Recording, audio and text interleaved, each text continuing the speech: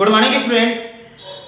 आज की क्लास में हम प्रकाश के अपवर्तन और अपवर्तन के नियमों को विस्तार से समझेंगे। प्रकाश का अपवर्तन एक बहुत महत्वपूर्ण प्रश्न है बोर्ड एग्जाम के लिए। तो अपवर्तन की परिभाषा से पहले आइए सबसे पहले समझते हैं माध्यम। माध्यम क्या होता है?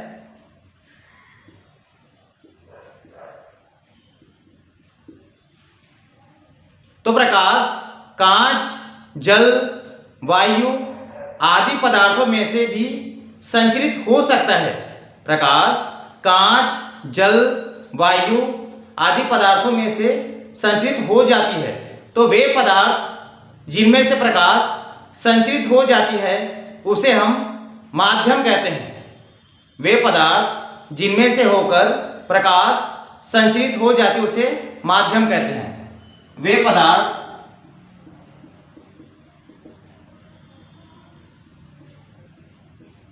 जिनसे होकर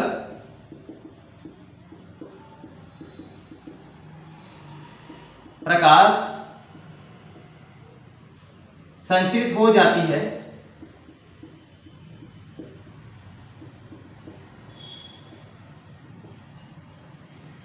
उसे माध्यम कहते हैं। जैसे जल भी एक माध्यम है, कांच भी माध्यम है और वायु भी एक माध्यम है।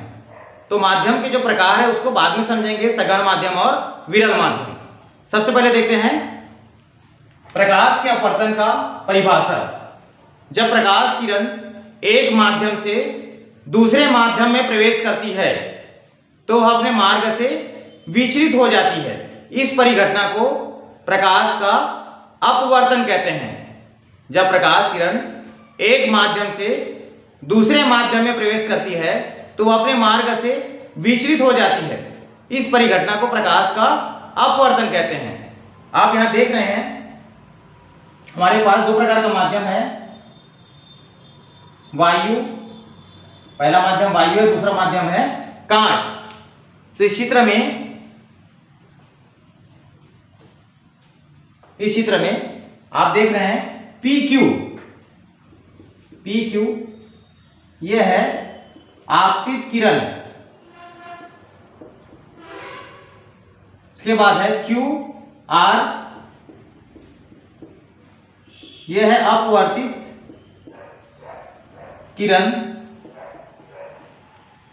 इसके बाद है RS यह है निर्गत किरण। फिर आपतन कोण, तो कोण PQM इसके बराबर है I, कोण PQM इसको कहते हैं आपतन कोण और आपतन कोण को I से प्रदर्शित करते हैं।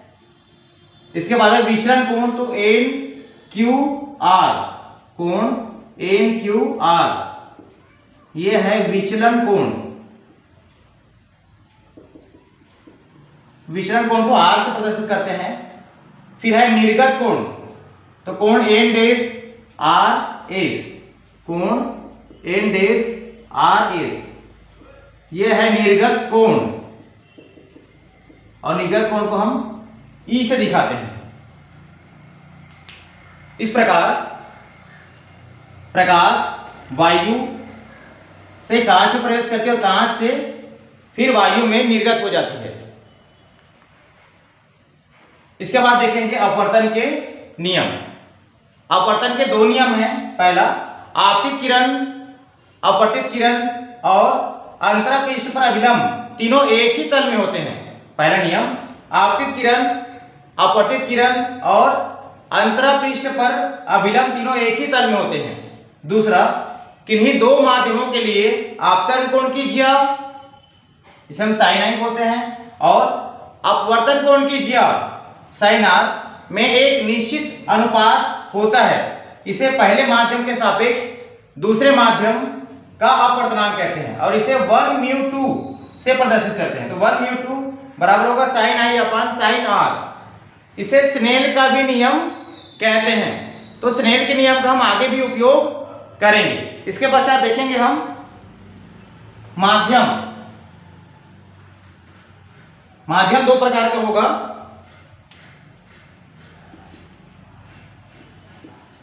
पहला विरल माध्यम,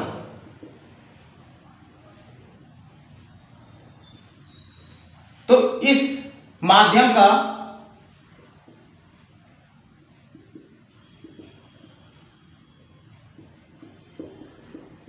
प्रकाशिक घनत्व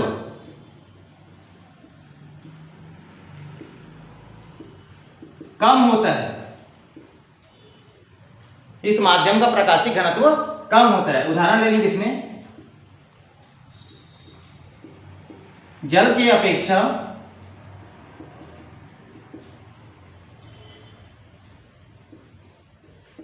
वायु विरल माध्यम है।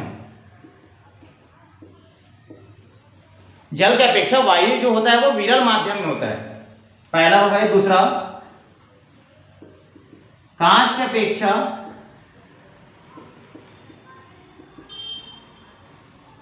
जल विरल माध्यम है।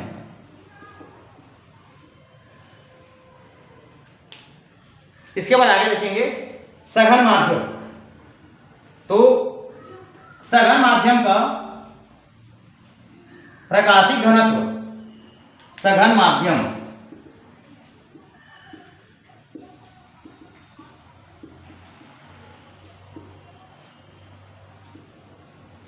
इस माध्यम का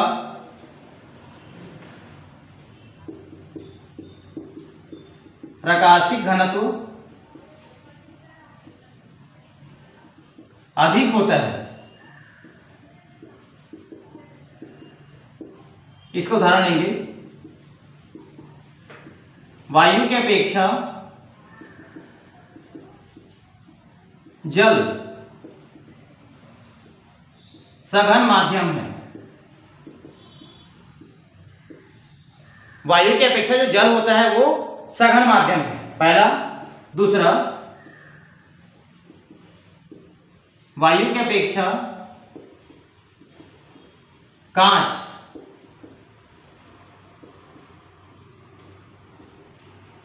सघन माध्यम है।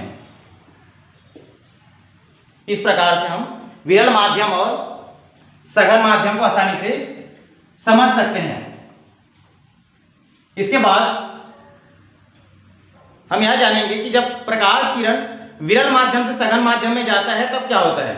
जब प्रकाश किरण विरल माध्यम से सघन माध्यम में जाता है तो वह अभिलंब की ओर झुक जाता है। जैसे हम यहां पर एक माध्यम ले लिए हैं ए बी, अभिलंब होगा एम एन। अब यहां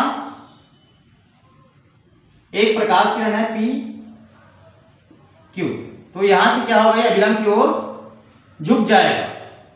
इसको कहते हैं आपतन कोण, इसको बोलते हैं अपवर्तन कोण। तो इस स्थिति में आपतन कोण अपवर्तन कोण से बड़ा होता है।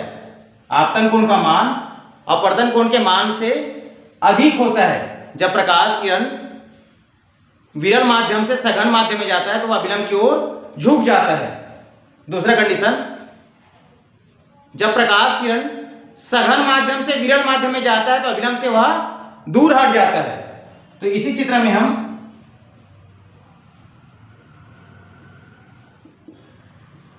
इस स्थिति में